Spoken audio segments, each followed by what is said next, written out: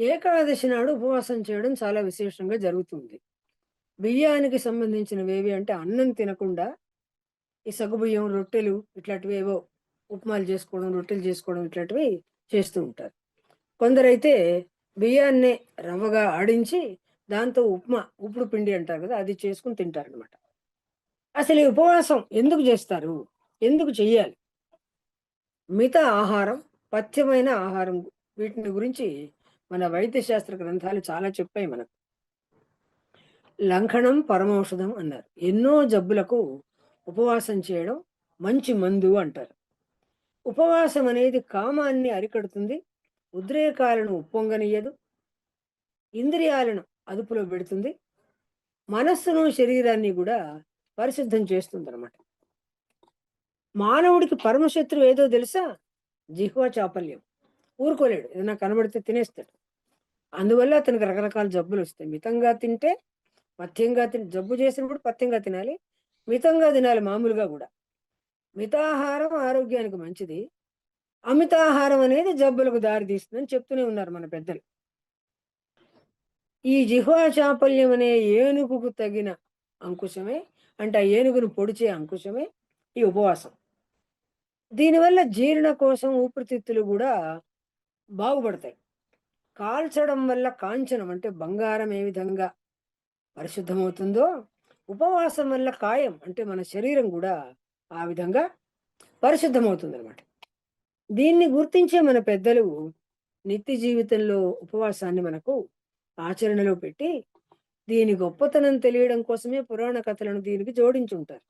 ఏమైనా సరే ఏకాదశి వ్రతం మాత్రం అతి ప్రాచీన కాలం నుంచి గూడా మనకు ఆచరణలో ఉన్నటువంటి ఒక వ్రతం. ఇంకొకటేమిటంటే బియ్యం ఎందుకు తినకూడదన్నారు అనంటే, ఈ మురాసురుడు అనేవాడు బియ్యంలో దాక్కున్నట్ట. శ్రీహరి నుంచి సముద్రంలో దాక్కుని మళ్ళా శ్రీహరి వెంటబడితే తప్పించుకొని పారిపోతూ, సముద్రంలో నుంచి బయటకొచ్చాక బియ్యంలో దాక్కున్నట్ట. అందువల్ల ఆ బియ్యం తినకూడదు. అది అపవిత్రమైనది కదా! రాక్షసుడు దాక్కుంటే మరి ఎంతసేపు దాక్కున్నాడో ఏమిటో! తింటే మనకేం జబ్బులొస్తాయో! ఇది మనం ఆలోచించవలసిన విషయం అన్నమాట. అందుకనే ఉపవాసం బియ్యానికి సంబంధించింది కాకుండా ఫలాలు, రసాలు, రొట్టెలు, తర్వాత మన సగ్గుబియ్యం దాంతో ఉప్మా, ఉప్పుడు పిండి ఇట్లాంటివి తినమన్నారనమాట. ఈ ఏకాదశి వల్ల మనకు ఏమిటి తాత్వికమైన, ఆధ్యాత్మికమైన సందేశం ఏమిటి అందుతున్నది అంటే, భగవంతుడు ఒక గుహలో దాక్కున్నాడు. ఏమిటా గుహ అంటే ప్రతి మానవుడి హృదయ కుహరం. ప్రతి మానవుడికి హృదయం అనే గుహ ఉంటుంది కదా! నిహితం గుహాయాం విభ్రాజతే అన్నారు. అంటే మన అంతరంగాల్లోనే చాలా దగ్గరగా ఉన్నాడు అని అంటారు. అటువంటి విష్ణుదేవుణ్ణి ఉద్దేశించి ఏకాదశి నాడు ఉపవాసం ఉండడం అంటే ఇంద్రియాల ద్వారా ఆయనను ఆరాధించడం అని అర్థం. మనకి 5 జ్ఞానేంద్రియాలున్నాయి. 5 కర్మేంద్రియాలున్నాయి.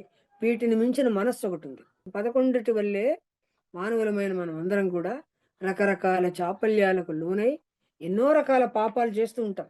ఊరుకోము. చేయకపోయినా కనీసం మనసులో కూడా తలుచుకోకూడదట. ఉపవాసం ఉన్న రోజు పూర్తిగా హరినే స్మరించుకుంటూ ఉండడం వల్ల ఇతర విషయాలు వేటి మీదకి మనసు పోదు. అందువల్ల ఆ పాపాలు చేయడం తగ్గుతుంది అని. ఆపద అనేది ఏమిటి అంటే అజ్ఞానానికి స్థానం, చిహ్నం. అజ్ఞానానికి ప్రతినిధి అయినటువంటి మురాసురుడనే రాక్షసుడిని జ్ఞానప్రదాయిని అయినటువంటి ఏకాదశి మాత సంహరిస్తుంది. అందుకనే నిష్ఠగా ఏకాదశి వ్రతం చేసినట్లయితే మహాజ్ఞానం కలుగుతుంది అని అంటారు. ఇక మనం చివరగా చెప్పుకోవాల్సిన విషయం ఏమిటి అంటే హరివాసరాలు అంటారు ఏకాదశులు. ఎందుకంటే హరినామ సంకీర్తనం విశేషంగా జరుగుతుంది. హరి అంటే విష్ణువు. ఒకప్పుడు విష్ణువు, హరి అనే ఈ పదాలు అంటే విష్ణువుకి సంబంధించిన పర్యాయ పదాలన్నీ కూడా సూర్యుడికి పర్యాయ పదాలుగా వాడబడేవి.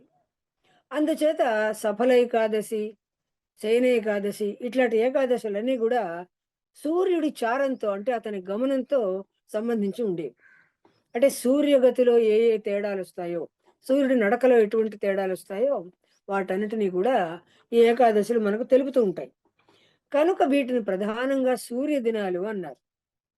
సూర్యుడికి పర్యాయ పదాలైనటువంటి ఈ విష్ణువు, హరి మొదలైనటువంటి పదాలన్నీ గూడా కాలక్రమేణా మారి విష్ణువుకి పర్యాయ పదాలుగా మారాయి. ఆ విధంగా జనం వాడడం ప్రారంభం కాగానే ఈ ఏకాదశులన్నీ కూడా హరివాసరాలైపోయాయి.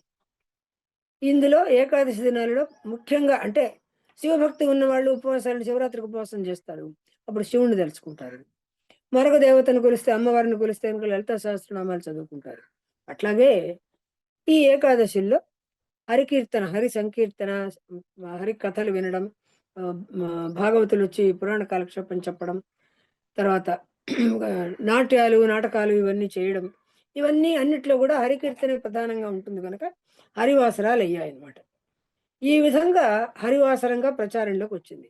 తిరుమలలో 10 రోజులు అనుకున్నాం గదా! శ్రీరంగంలో వైకుంఠ ఏకాదశి నుండి 21 రోజుల పాటు ఉత్సవాలు విశేషంగా జరుగుతాయి. వైకుంఠ ఏకాదశి నుండి. 10, 10గా విడదీశారు వాటిని. పగల్పత్తు, రాప్పత్తు అంటారు. పగలంటే పగలు. పత్తు అంటే 10. మొదటి 10 రోజులు గూడా పగటి పూజలు. పగల్పత్తు చేస్తారు.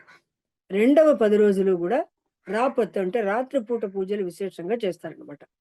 ఈ విధంగా రకరకాల ప్రదేశాలలో, వైష్ణవ ఆలయాలలో విశేషమైన పూజలు, వ్రతాలు, ఉపవాసాలు, నోములు అన్నీ జరుగుతాయి గనుక, ఈ వైకుంఠ ఏకాదశికున్నటువంటి విశేషమైన లక్షణాలన్నీ మనం తెలుసుకున్నాం గనుక, మనం కూడా మనకు చేతనైనంత వరకు, వీలున్నంత వరకు ఉపవాసం పాటించి, హరిక్షేత్రమైనటువంటి వైకుంఠాన్ని చేరుకోవడం, ఉత్తర ద్వారం ద్వారా ఆయన్ని దర్శనం చేసుకోవడం చేసి తరించాలి అనేది అందరికీ నా మనవి.